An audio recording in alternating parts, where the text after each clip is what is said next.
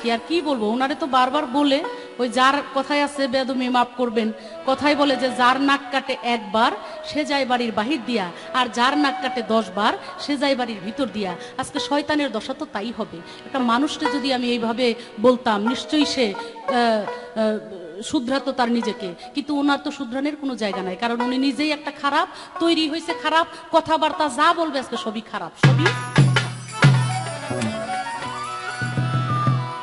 নিষেধ বারে বার খবরদার বলছে আমার আল্লাহ, ধৈর না কেউ ওই শয়তানেরই ছলনা। শয়তান অনেক ছলনা করার চেষ্টা করবে, কুপথগামী করার চেষ্টা করবে, অন্যায় করার চেষ্টা করাবে মানুষকে দিয়ে। কিন্তু আমরা যারা মানুষ আছি, আমরা যারা আল্লাহর বান্দা, আমার রাসূল পাকের উম্মত, তারা নিশ্চয়ই ভালো পথে, সুপথে, ধর্মের পথে, আইনের মধ্যে আমরা থাকব, এটাই যেন আমার নিয়তের মধ্যে থাকে। নিষেধ বারে বার খবরদার বলছে আমার আল্লাহ, ধৈর না কেউ শয়তানেরই ছল্লা। নিষেধ বারে বার খবরদার বলছে আমার আল্লাহ, ধৈর না কেউ শয়তানেরই ছল্লা।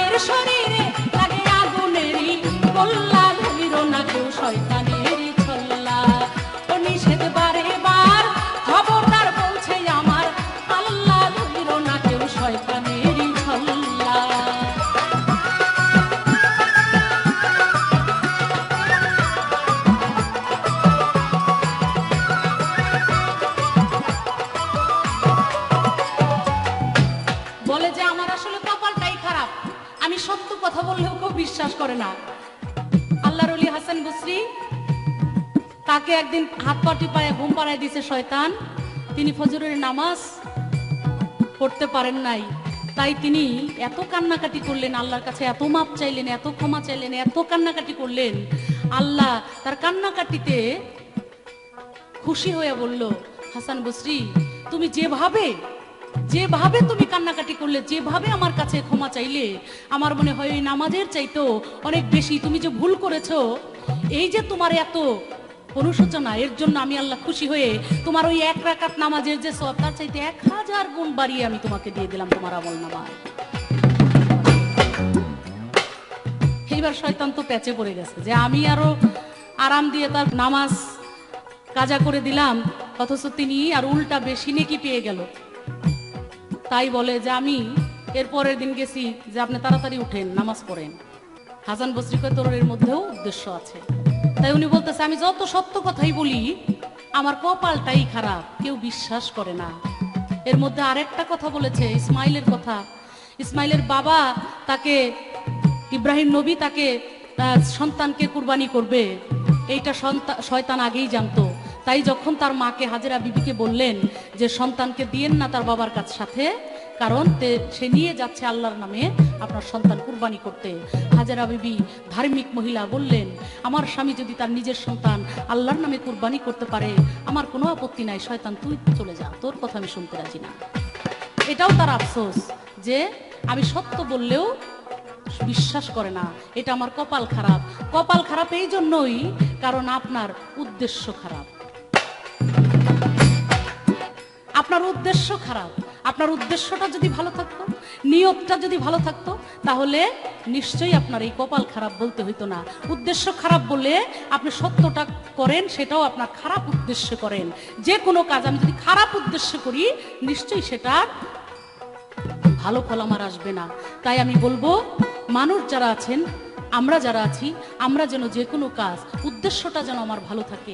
আমি একটা ঘরের জানালা কাটবো, নিশ্চয়ই ওই জানালা দিয়ে বাতাস আসবে, ওই বাতাস আমার গায়ে লাগবে, আরাম লাগবে, এটাই সত্য। কিন্তু আমার উদ্দেশ্যটা যদি থাকে যে আরে আমি ঘরের জানালা কাটলাম, ওই জানালা দিয়ে যখন ভোরবেলায় মসজিদে আজান করবে, ওই আজানের ধ্বনি সুস্পষ্টভাবে ওই জানালা দিয়ে আমার কানে আসবে, এই নিয়তটা, এই উদ্দেশ্যটা নিয়ে যদি আমি জানালাটা কাটি, বাতাস কিন্তু আসা বন্ধ হবে না, কিন্তু আমার নিয়তের গুণে, আমার উদ্দেশ্যের গুণে আল্লাহ অনেক অনেক বেশি সওয়াব, বেশি নেকি আমার আমল নামার মধ্যে লিখে দিবেন। তাই আমি যে কাজই করি সেই উদ্দেশ্যটা যেন আমার ভালো থাকে। সেই জন্য আমি শয়তানের এই আফসোসটা, কিছু করার নাই, উদ্দেশ্যটা ভালো করতে পারলে অবশ্য ভালো হইতো। যাই হোক, তিনি আরো অনেক আফসোস তার। হাজিরা পাথর মারে, ওই এখন কি আর আমি ওইখানে আসি নাকি? এখনো যে হাজিরা যায় পাথর মারে, হ্যাঁ, এটা ওইখানে আপনি থাকেন আর না থাকেন, এই যে চিরদিনের জন্য আপনি শয়তান, আপনাকে ঘৃণা করা, এটা মানব জাতি হিসেবে আমাদের উপরে এটা হুকুম, আমাদের উপর একটা ফরজ যে তুমি আদম সন্তান, তোমাদের সাথে যে আদমের সাথে যে শয়তানি, যে নাফরমানি করেছে এই শয়তান, সেই জন্য আদম সন্তান কিয়ামতের আগ পর্যন্ত যতদিন পৃথিবীতে থাকবে ততদিন তুমি ঘৃণা করবা। ওই ঘৃণা করার ওই নিদর্শন, ওইটা হলো একটা যেখানে পাথর মেরে মেরে আমি ওই ঘৃণাটা আমি প্রকাশ করি, এটাই হলো। তুমি ওখানে আসো বা থাকো বা না থাকো সেটা অন্য বিষয়, কিন্তু আমি ঘৃণা করি ওই পাথর মেরে, আমার উদ্দেশ্য এটা। প্রশ্ন করেছে মৃত্যুর পরে মানব জাতি দুইটা প্রকার, নারী এবং পুরুষ। পুরুষকে দেওয়া হয় 3 কাপড়, নারীদেরকে দেওয়া হয় 5 কাপড়, দুইটা বেশি দেওয়া হয়। নারীদেরকে একটা বক্ষে আর একটা শিরে অর্থাৎ মাথায় 2টা কাপড় বেশি দেওয়া হয়। বলে কেন দেওয়া হয়? এটা শুরু থেকেই আদম এবং হাওয়া সৃষ্টির শুরুতে যারা ছিলেন, এই আদমে তখন তো কোনো কাপড় কোনো কিছুই সৃষ্টি হয় নাই, তারা বেহেশতের মধ্যে ছিলেন। যখন গন্ধম খাইলেন, যখন লজ্জা সম্পর্কে তাদের জ্ঞান হইল, এই জ্ঞান হওয়ার পরে তারা লজ্জাস্থান ঢাকা শুরু করলো। কিন্তু কি দিয়ে ঢাকবে? তখন কোনো কাপড় তৈরি হয় নাই, তাই ওই গাছের পাতা দিয়ে তারা তাদের লজ্জাস্থান ঢাকলো।